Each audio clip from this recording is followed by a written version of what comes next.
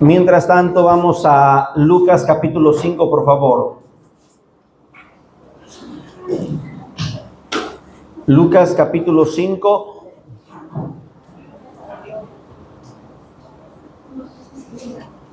Aleluya. Versículo 1, versículo 2 y versículo 3. Amén. Así como están de pie, demos la lectura, honrando a nuestro Dios, que es 3 veces santo. Aconteció que, estando Jesús junto al lago de Genezaret, el gentío se agolpaba sobre él para oír la palabra de Dios. Y vio 2 barcas que estaban cerca de la orilla del lago, y los pescadores, habiendo descendido de ellas, lavaban sus redes. Y entrando en una de aquellas barcas, la cual era de Simón, le rogó que la apartase de tierra un poco, y sentándose en ella, enseñaba desde la barca a la multitud. Por favor, ustedes el versículo 2. Y vio 2 barcas que estaban cerca de la orilla del lago, y los pescadores, habiendo descendido de ellas, lavaban sus redes. Pueden sentarse, que Dios traiga más bendición. Amén. Quiero que veamos algo, posiblemente no conocen el panorama de este momento que estamos leyendo. La Biblia nos dice que cuando Jesús comenzó su ministerio fue a ayunar. Dios lo llevó, el Espíritu de Dios, 40 días al desierto para ser tentado por el diablo. La Biblia nos dice que Jesús fue bautizado y el hombre que estaba usado por Dios para el bautismo era Juan, su primo. Dice la Escritura que estaba Juan predicando. Su vestimenta de Juan era muy sencilla, su alimentación una dieta muy rígida, muy estricta, muy básica al mismo tiempo. La Biblia da características de la vestimenta, cultura, costumbres, vida y estilo de vida de Juan el Bautista. Y dice la Escritura que una vez que Jesús fue bautizado, el cielo se abrió, habló el Padre, bajó el Espíritu Santo en forma de paloma. Fue un momento maravilloso y único. A partir de ahí, los que fueron testigos del bautismo de Jesús sabían que Jesús no era un hombre cualquiera, Jesús no era un hombre común. Sabían que Jesús tenía algo diferente. En ningún otro de los que habían sido bautizados el cielo se habría abierto, o el Espíritu Santo había descendido en forma de paloma. Algo estaba pasando en Jesús que la gente empezó a seguirle. Después de ese bautismo, dice la Biblia que Juan fue arrestado. Algo estaba ocurriendo en las autoridades. Juan fue arrestado, fue encarcelado. Y estando preso Juan, mandó a sus discípulos a preguntarle a Jesús: ¿eres tú el que ha de venir o esperamos a otro? Algunos que hemos leído la porción bien claramente en la conversación de Juan, cuando Juan habla de Jesús en el río frente a la multitud, pareciera que Juan sabía en su corazón todos los detalles de la vida, propósito, fin y todo lo de Jesús. Pero cuando llegamos a esta parte que Juan le manda a preguntar a Jesús: ¿eres tú el que ha de venir o esperamos a otro? ¿Eres tú o qué pasa? Entonces nos queda claro de que Juan solamente fue usado por Dios para hablar por el Espíritu Santo que el que iba a venir atrás de él iba a ser de mayor autoridad que él. Juan no sabía todos los detalles. Dios no le había explicado a Juan todo lo que Jesús iba a hacer. Pero sí dice la Biblia que fueron los discípulos, le preguntaron a Jesús y Jesús respondió: ¿qué salisteis a ver al desierto? ¿A una vara sacudida por el viento? Jesús responde como Juan sabía identificar que Dios podría hablar. Dice la Biblia que los discípulos de Juan tardaron ahí un buen tiempo con Jesús y Jesús les dijo: miren, los ciegos ven, los cojos andan, los paralíticos se levantan, el evangelio es anunciado. Era suficiente. Los discípulos regresaron a Juan con la respuesta correcta. Los ciegos ven, los cojos se levantan, los paralíticos se levantan y hay milagros. Ahora, regresemos a esta porción bíblica. Te conté un poquito de Juan porque cuando Jesús está viviendo este momento, cerca, paralelamente, Juan estaba siendo arrestado. Por eso es que Jesús camina y dice aquí el versículo 1, aconteció que estando Jesús junto al lago de Genesaret, dice, el gentío se agolpaba para ver y oír. La gente empezaba a seguir a Jesús. Acaba de ser bautizado, Jesús comenzaba su ministerio, la gente empezaba a ver algo distinto en Jesús. Es el momento de empezar a seguirle. Pero aquí vemos dos acontecimientos. Uno, veamos que Lucas, el escritor, comienza a narrar a Jesús. No se enfoca en las barcas, no se enfoca en los próximos discípulos, no se enfoca en el fracaso de Pedro. Bien, podría haber dicho, y había dos barcas en el lago de Genesaret, donde Pedro, Juan, Andrés y su hermano pescaban y no habían logrado nada. Lucas bien podría haber iniciado narrando la historia de Pedro y de Juan que no habían logrado nada.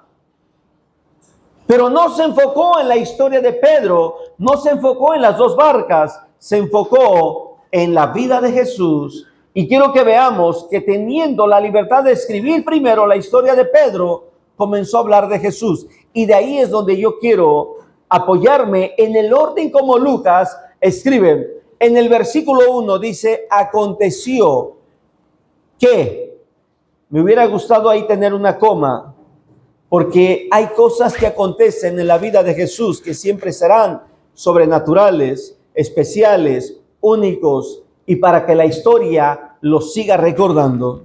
Aconteció que cuando la gente seguía a Jesús, aconteció que mientras Juan estaba preso, aconteció que mientras los políticos romanos estaban tratando de sobrevivir y haciéndose pasar por dioses, aconteció que pudiéramos añadir muchas cosas. Pero dice el versículo 1, aconteció que estando Jesús junto al lago de Genesaret, y aquí es donde dije que quiero iniciar con lo que Lucas escribe, porque primero menciona a Jesús y no menciona a Pedro. Marcos, Mateo mencionan a Pedro, dan los detalles de la barca, dan más detalles de los nombres y se enfocan en la historia de Pedro. Por eso me fui a Lucas, porque él inicia mencionando a Jesús. Y quiero que comprendas algo, que cuando Jesús llega es porque hay un propósito. Cuando Jesús llega es porque va a pasar algo. Cuando Jesús habla es porque va a suceder algo. Dice la Biblia que Jesús llegó al lago de Genesaret y el gentío se agolpaba. Y quiero que veamos esto. ¿Cuál sería la razón para que la gente siguiera a Jesús? Dije hace un rato, empezaban a ver cosas diferentes.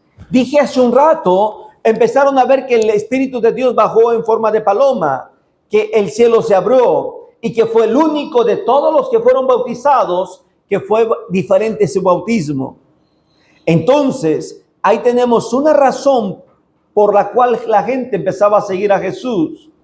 Hasta ahí, Jesús no tenía mucha fama con milagros. Hasta ahí, Jesús no tenía mucha fama de su poder. Hasta ahí, Jesús no se había manifestado del todo. Apenas iba comenzando. Y es interesante de que ya la gente esté dispuesta a seguir a Jesús. Eso es lo que me interesa ver en este versículo, que ya la gente está dispuesta a donde vaya Jesús. Y esto es algo que debemos aprender nosotros. Estemos escuchando poco o solamente tengamos poca noción de su palabra. Lo importante es de seguir a Jesús, seguir escuchando de Dios. No importa dónde, no importa cuándo, no importa qué tiempo, no importa por qué medio. Lo importante es escuchar de Dios. ¿Comprendemos? ¿Hasta dónde puede ir Jesús que los humanos ahí no hubieran podido seguirle? Dice la Biblia que a donde Jesús iba, la multitud le seguía.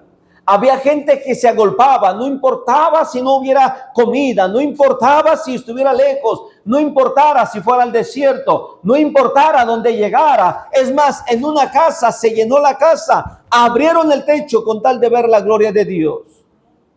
El ser humano debe de entender la importancia de seguir a Jesús en su vida. Dice el versículo 1 que estando Jesús junto al lago, Jesús todavía no caminaba sobre el agua. Jesús todavía no calmaba las tormentas. Jesús todavía no había hecho otros milagros que la gente bien hubiera podido decir, vamos a ver qué sucede ahora en este lago. Alguien hubiera dicho, mira, ¿te acuerdas cuando calmó la tormenta? Pero Jesús todavía no hacía milagros de ese nivel en el mar. Por lo tanto, lo que Jesús hiciera en ese momento era de nuevo ingreso para su memoria y sus recuerdos.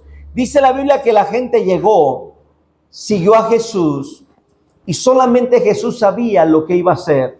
A nadie se lo había dicho. Desde el momento que Jesús salió del río, desde el momento que Jesús empezó su ministerio, cada paso que daba Jesús sabía a la dirección correcta. Y creo yo firmemente que Jesús se acercó a donde está una historia contraria, a una historia diferente, una historia distinta, una historia de dos familias, una historia de dos familias que habían trabajado, porque eran dos barcas. Dice la Biblia que había personas trabajando y ellos en Mateo, ellos en Marcos describen más detalles. Habían pescado toda la noche. Las barcas estaban en el lugar correcto donde sabían ellos desembarcar, lavar sus redes, lavar los peces, llevarlos listos para la venta. Un lugar seguro. Posiblemente las barcas habrían sido escogido el lugar menos concurrido para ir a bañar. Posiblemente las barcas estaban en el lugar donde la gente menos iba a lavar su ropa, porque eso era común en la antigüedad. Lavar, bañarse, ir al agua, pasar un momento en familia. Hoy ya tenemos lavadora, tenemos baños en casa. Ya no vamos a los lagos, no vamos a los ríos. Pedro, yo creo que ya había tenido un lugar exclusivo para sus barcas. Y esto nos habla de hábitos y costumbres. Tener un hábito y una costumbre de dejar la barca donde sabemos que pueda estar segura. Imagínate si dejaras la barca donde todos llegaran y alguien dijera, está la barca sola, vamos a ocuparla a una aventura. Te vas y ahora la dejas en otro lugar. Otro la toma y la deja en otro lugar. Cuando llega Pedro para pescar, ande preguntando, disculpen, ¿quién agarró mi barca? Imagínate. Por eso digo que Pedro sabía dónde dejar su barca. Quiero contarte una historia que posiblemente te vas a reír. Uno de mis tíos, en el pueblo donde pastoreaba, tenía una burra muy dócil, muy mansa. Casi todo el pueblo utilizaba la burra. No había un lugar donde estuviera fija la burra. Cuando mi tío mandaba a mis tíos, primos de mi mamá, porque mi tío era tío de mi madre, mandaba a mis tíos, sus hijos, a un mandado, salían a caminar unas cuantas cuadras a preguntarle a la gente si no habían visto la burra, porque era el animal de todos en el pueblo. Cerca de ahí, otro primo mío, sobrino de mi papá, se había casado. Este tío es por parte de mi madre y la otra historia es por parte de mi padre. Se acababa de casar y acostumbraba a tener la chimenea bien enjarradita, embarradita, recién casados. Su esposa lucía que se mirara bien limpia su chimenea. Era la costumbre de aquellos tiempos. Pero a esta burra le encantaba llegar a morder el lodo fresco de la chimenea. Y a mi prima, la recién casada, le daba coraje. Así es que llegaba el momento en el cual terminaban de embarrar todo, ellos ya tranquilos, y de repente miraban, ya estaba la burra comiéndose literalmente el barro que habían puesto. Y ahí volvía mi primo a volver a embarrar. Y un día a mi primo se le ocurre ponerle unas varillas y un cable. Mojó todo, embarró todo, y se metió a su cuartito con puertas yotate y conectó a unos cuantos contactos que sabían tener. No era una instalación como las que hay ahora. En ese tiempo era de algunas extensiones. Conectó la energía a ese alambre que había puesto. Estaba mojado. Y por la hendidura entre los sotates de la puerta que tenía su cuartito, vieron cómo llegó la burra, muerde la chimenea, se trabó y empezó a querer zafarse, y se estiraba la burra, y cada estirón que daba, ya saben lo que hacen los animales estos, un resoplido que echaba, se destrabó y empezó a correr. Nunca volvió a morder la chimenea, nunca. Al otro día, mi tío, su dueño, le dice a mis tíos, se iba a decir los nombres, le dice a mis tíos, dice, vete a traer unos elotes para cocerlos. Dice, ¿en qué? Pues ahí está la burra, ya sabes que hay que preguntar a toda la gente dónde está la burra. Saliendo de la casa, la burra estaba cerca de la casa, como que estaba cerca para darle la queja a mi tío, lo que le habían hecho en otra casa. Sale mi tío, el hijo, quiere agarrar la burra y se echa a correr. Así es que mi tío empezó a seguir la burra por varias cuadras en la calle. Corre y corre. Regresó agitado y le dijo, apá, dice, algo tiene la burra, no se deja agarrar. Estás agarrando otra burra. Dice, vete a buscar la que es, y mandó a otro hijo. Ayúdale a tu hermano, van a ir a traer elotes. Y van y se acercan y la burra vuelve a correr 3, 4 veces y regresan. Apá, dice, de verdad la burra no se deja amarrar, no se deja agarrar, se echa a correr. Mi tío se levanta y empieza a ver qué le pasó a la burra. Nadie sabía lo que pasó a la burra. Y empezaron a preguntar qué le pasó a la burra. Y mi primo, el que había hecho eso, calladito, tranquilo. Hasta pasar los años, ya mi primo se atrevió a decirle al hermano, que era el pastor de la iglesia, mi tío era el pastor de la iglesia de ese pueblo, hermano, perdóname, me pasó esto y creo que tu burra cambió desde el momento que yo le puse esto a la chimenea. Por eso te digo, a lo mejor te vas a reír. Hay más detalles de esta historia que causan risa, no los omito porque no quiero irme a la parte del chiste. La burra era de todo el pueblo. Y cuando mi familia, mi tío quería utilizar la burra, tenían que preguntarle quién la había ocupado y dónde estaba. Y muchas veces tenían que quitarle la carga que estaba llegando con otra persona. Pedro no era del que dejaba la barca para que todos utilizaran la barca. Pedro dejaba la barca en un solo lugar para que fuera exclusivamente de ellos, porque ellos eran los dueños. Dice la Biblia que ellos estaban ahí, pero pasemos a algo en el versículo 2, por favor. Dice el versículo 2, ¿quién me lo puede leer? Y vio 2 barcas que estaban cerca de la orilla del lago, y los pescadores, habiendo descendido de ellas, lavaban sus redes. 2 barcas y pescadores que habían descendido lavaban sus redes. Lucas fue muy conciso en esta historia. Mateo y Marcos, en sus primeros capítulos, describen esta historia con más detalles.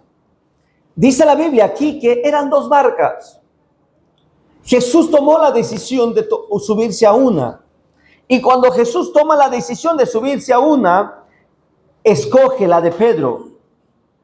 Y en este versículo vemos, en el versículo 2, que ellos lavaban sus redes. Y cuando estamos viendo que ellos lavaban sus redes, estamos comprendiendo una verdad. Es que no habían pescado en toda la noche. Es que su esfuerzo del trabajo, su desvelo, había quedado en la nada. Es que el tiempo invertido en él, en ese trabajo, no había tenido frutos, no había tenido recompensa. Algunas familias esperaban temprano la pesca para poder comprar y comer. Algunas familias estaban esperando para poder llevar a casa el alimento. Dice la Biblia que estas dos barcas estaban disponibles. Ya no había nadie arriba, ya no había que comprometiera.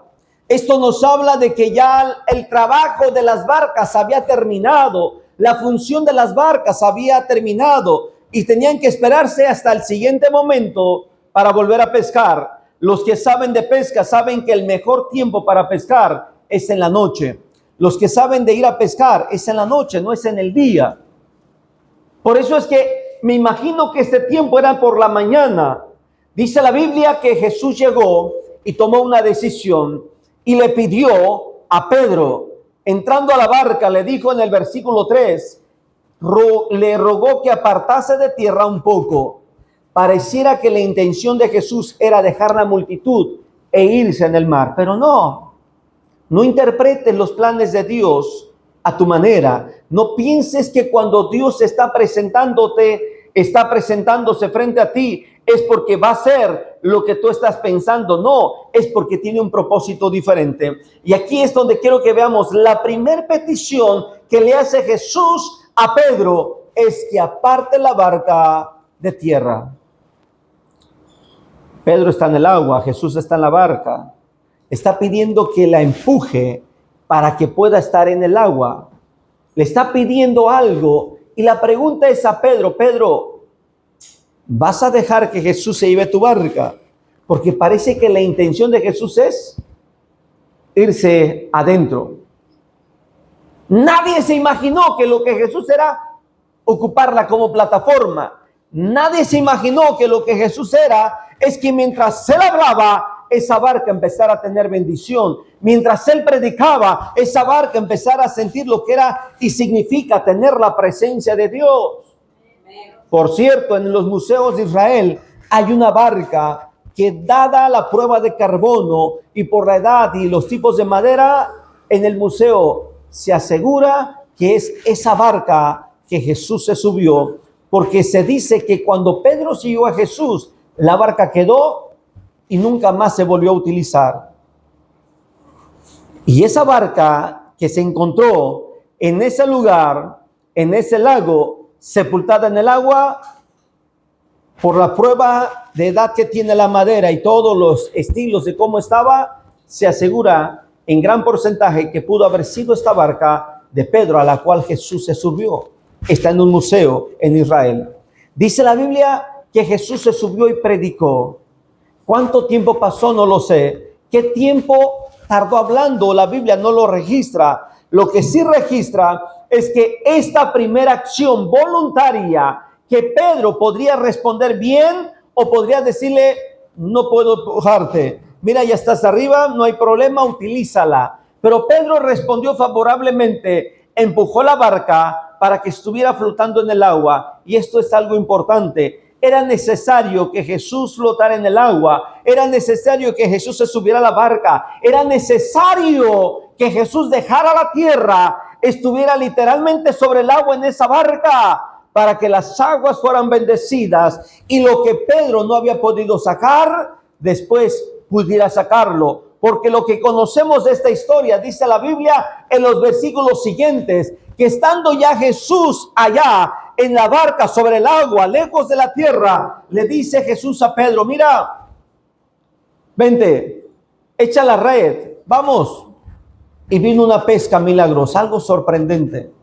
Y es aquí donde viene el llamado de Jesús para Pedro. Es aquí donde viene un propósito de Jesús para estas familias. No solamente Pedro, todos los demás pescadores fueron llamados. Mateo y Marcos registran que los 4 comenzaron a seguir a Jesús.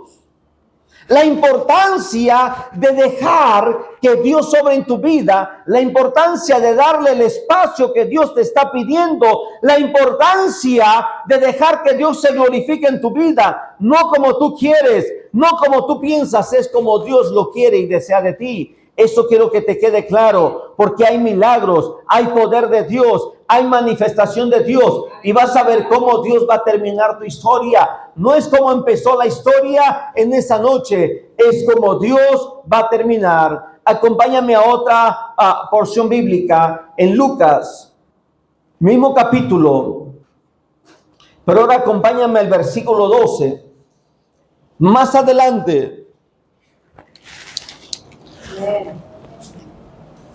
cuando Jesús ha pasado el llamado a Pedro, a estos discípulos, dice el versículo 12, aconteció que estando él, dije hace un rato, ese aconteció que, por cierto, Lucas lo repite muy seguido, aconteció que,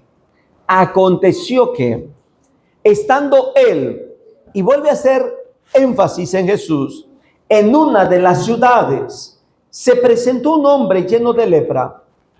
Estaba en una de las ciudades. Pudiera decirte con toda seguridad, Jesús sabía dónde vivía ese leproso. Jesús sabía dónde estaba ese leproso. Jesús sabía en dónde encontrar ese leproso. Primero, la costumbre bajo la ley que Dios dio es que todos los leprosos vivieran en una sola ciudad. Los leprosos no podían vivir entre la sociedad.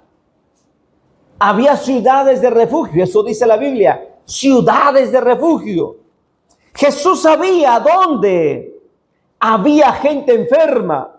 La Biblia no me registra literalmente, lo digo así, que Jesús haya ido a visitar a esas ciudades, a los refugios de los leprosos.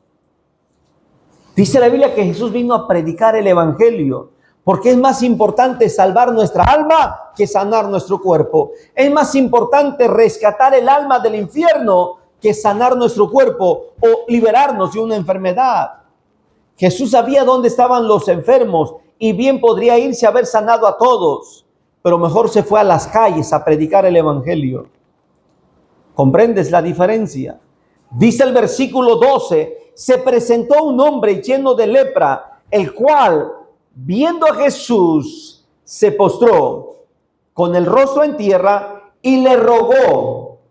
Quiero hacer énfasis en la acción del leproso. Primero, se acerca a Jesús. Segundo, se postra. Tercero, le ruega. Pedro, quiero regresar a los versículos anteriores. Pedro no sabía todavía quién era Jesús. Pedro, te aclaro esto, no tenía idea de lo poderoso que era Jesús. Pero al pasar la pesca milagrosa, se empezó a repartir su fama, se empezó a regar su fama, se empezó a dar a conocer.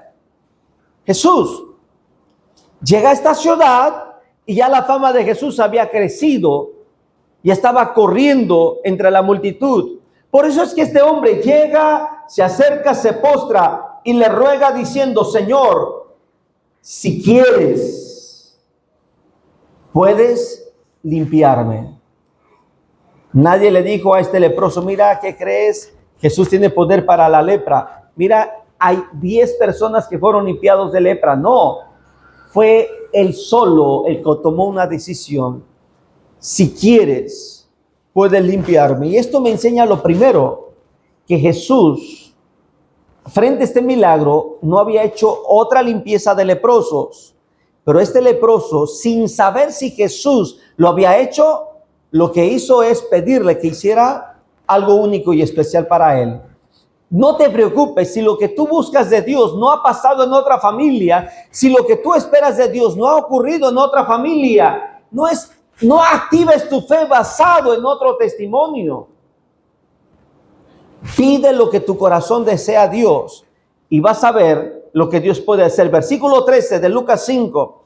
Entonces, extendiendo Jesús extendió la mano, le tocó.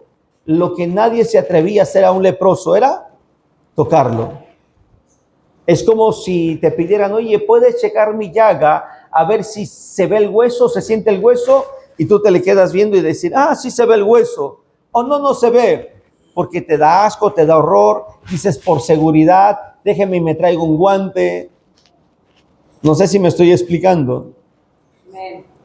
Era como si Jesús estuviera en los tiempos de COVID y antes de acercarse a un enfermo de COVID, se pusiera todo el cubrebocas. No sé si me estoy dando a entender. Jesús hizo lo que tenía que hacer. Se acercó y tocó lo que nadie se atrevía a tocar. Tocó al leproso y le dijo muy concretamente: quiero ser limpio. Quiero ser limpio. Al instante la lepra se fue de él, como si fuera otra persona, como si fuera algo que se podía quitar. El único que puede quitar la lepra instantáneamente es Dios. Dice la Biblia que cuando Moisés estaba hablando con Dios, cuando Moisés estaba siendo llamado por Dios, la señal de que era Dios, le dijo a Moisés: mete tu mano en tu pecho, sácala. La vio leprosa. Inmediatamente le dice a Dios: vuélvela a meter. Y la vuelve a meter, sácala, y la saca limpia de lepra. Lo he dicho en otra predicación. ¿Por qué Dios no dejó que tardara más tiempo Moisés? Porque la sensación de lepra, la comezón, toda la experiencia de tener una parte leprosa es de rascarte, de buscar la manera, saciar esa inquietud. Y si él se rascaba, se iba a contagiar más. Agarrar, tocar, acercar tu mano, estar cerca de un leproso, se corre el riesgo de que la lepra se contagie. Dice la Biblia que le dijo: quiero ser limpio. Versículo 14 es algo interesante, oigan bien. Y él le mandó que no lo dijese a nadie. Parece que Jesús quiere discreción. Y hay muchos que se quedan ahí. Lo que Dios hace en nosotros, no lo testificamos. Ay, hermano, es que si Jesús dijo que no lo dijera, pues yo tampoco lo voy a testificar. Dice la Biblia que él le dijo solamente lo siguiente: ve, muéstrate al sacerdote, ofrece por tu purificación, ¿para qué? ¿Qué dice el versículo 14? Para testimonio a ellos. Agarró Jesús a este leproso, lo sanó y lo manda como una bomba. Digo como una bomba porque que llegue un hombre que estaba leproso, que llegue al templo según la ley, él ya había ido al templo. Según las prácticas, él ya había ido al templo y el sacerdote lo había declarado leproso. A partir de ahí, él tenía prohibido volver a pisar el templo. Él tenía prohibido acercarse a un sacerdote. Fíjate cómo inicia Jesús. Parece que está retando a los sacerdotes, porque les está mandando directamente a ellos el testimonio que el que acaba de llegar a esta tierra es el Todopoderoso, el que acaba de salir del bautismo, el que acaba de subir a la barca y hacer la multiplicación de peces, es el verdadero Dios, el que hizo los cielos y la tierra. Dale un fuerte aplauso al que vive, porque lo que estamos leyendo aquí es la evidencia del poder de Dios, es la evidencia de lo que Dios puede hacer. Dice la Biblia que le dijo: muéstrate al sacerdote y ofrece por tu purificación. ¿Qué dice la ley? Un sacrificio.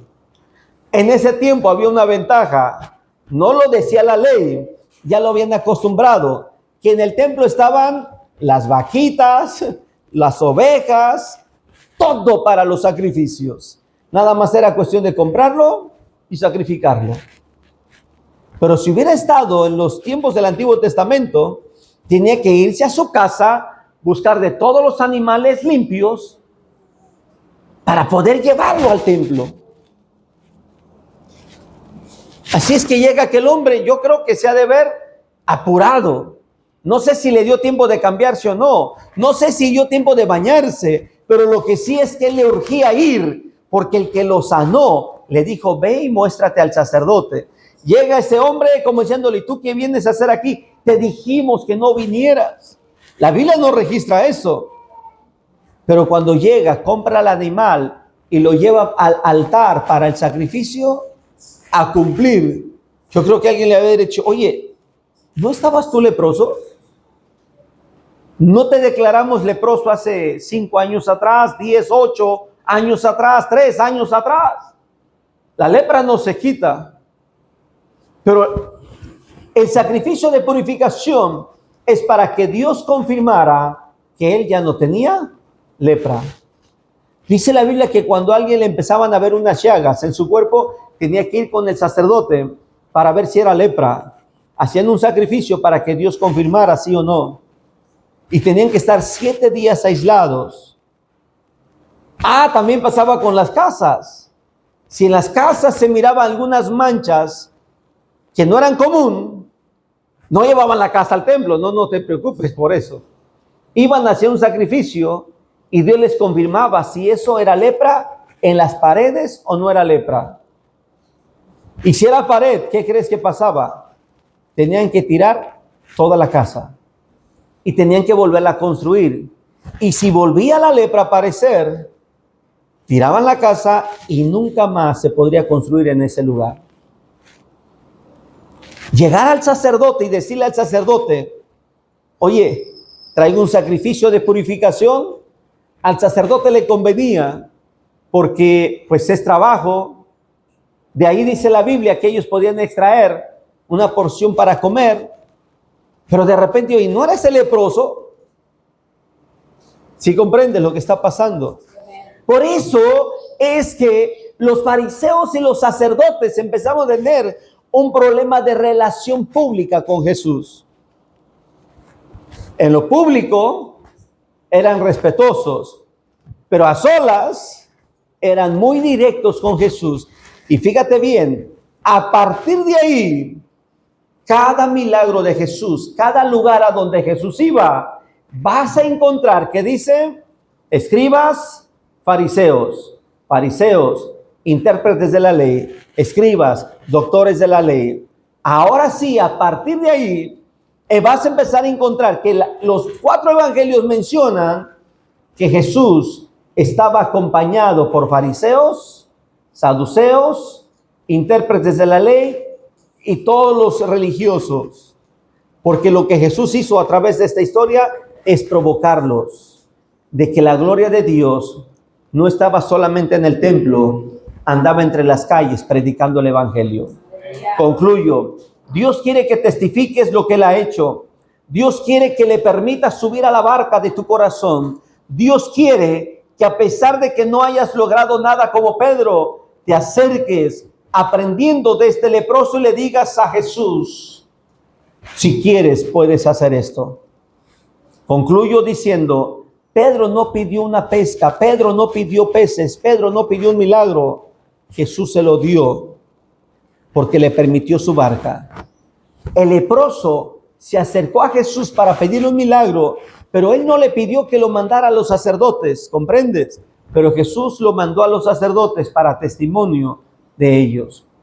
Concluyo diciéndote esto porque quiero que comprendas. Tu historia puede ser la de las 2 barcas. Tu familia puede ser la de las 2 barcas. O tu familia puede ser la de este leproso que Dios hace manifestar su gloria en ti, pero te manda a predicar a donde tú pensabas que no ibas a ir a predicar.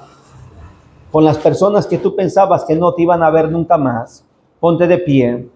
Y hay que comprender que el propósito de Dios es grande. No es que Jesús no quisiera que se testificara, es que Jesús quería que llevara la evidencia del poder de Dios al lugar correcto. Vamos a orar. Padre, en esta hora, Señor, yo te alabo y te exalto, Cordero de Dios. Gracias te doy por tu presencia. Gracias te doy por estar con nosotros. Gracias te doy por escoger nuestra vida como escogiste aquella barca. Gracias te doy porque lo que tú le pediste a Pedro, no lo has pedido a nosotros. Así como has pedido que Pedro alejara la barca de tierra, has pedido que alejemos nuestra vida del pecado.